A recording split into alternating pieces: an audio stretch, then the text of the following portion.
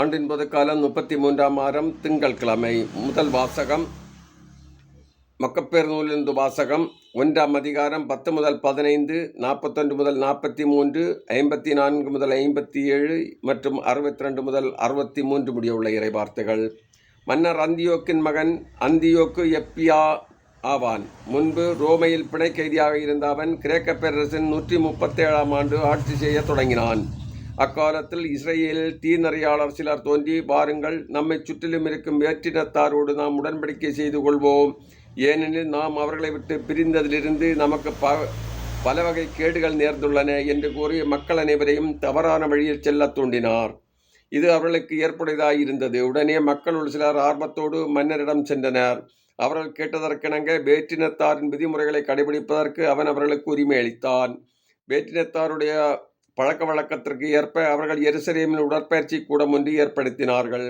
விருத்த சேதனத்தின் அடையாளத்தை மறைத்து தூய உடன்படிக்கையை விட்டுவிட்டு வேற்றினத்தாரோடு கலந்து எல்லா வகை தீமைகளையும் செய்தார்கள். எல்லாரும் ஒரே மக்களினமாய் இருக்க வேண்டும் என்று, தனிப்பட்ட பழக்க வழக்கங்களை கைவிட வேண்டும் என்றும் அந்தியோக்கு மன்னன் தன் பேரரசு முழுவதிலும் ஆணை பிறப்பித்தான். மன்னனின் கட்டளைப்படி நடக்க பிற இனத்தார் அனைவரும் இசைந்தனர். இஸ்ரேலியருள் பலர் மன்னருடைய வழிபாட்டு முறைகளை மனமும் வந்து ஏற்றுக்கொண்டனர். சிலைகளுக்கு பலியிட்டனர். ஓய்வு நாளை தீட்டுப்படுத்தினர்.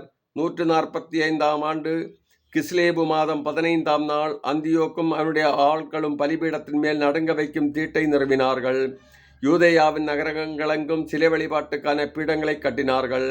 வீட்டுக் கதவுகளுக்கு முன்பும் வீதிகளிலும் தூபம் காட்டினார்கள்.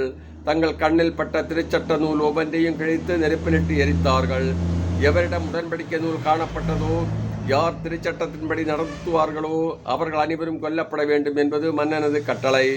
எனினும் இஸ்ரேலியருள் பலர் உறுதியாய் இருந்தனர். தூய்மையற்ற உணவுப் பொருட்களை உண்பதில்லை என்றும் தங்களுக்குள் முடிவு செய்து கொண்டனர். உணவுப் பொருட்களால் தங்களை தீட்டுப்படுத்திக் கொள்வதை விட, தூய உடன்படிக்கையை மாசுபடுத்துவதை விட சாவதே சிறந்ததென்று கருதினர். அவ்வாறே இறந்தனர். இவ்வாறு இஸ்ரேல் மீது பேரிடர் வந்துவிட்டது. இது ஆண்டவர் வழங்கும் அருள்வாக்கு. இறைவா, உமக்கு நன்றி.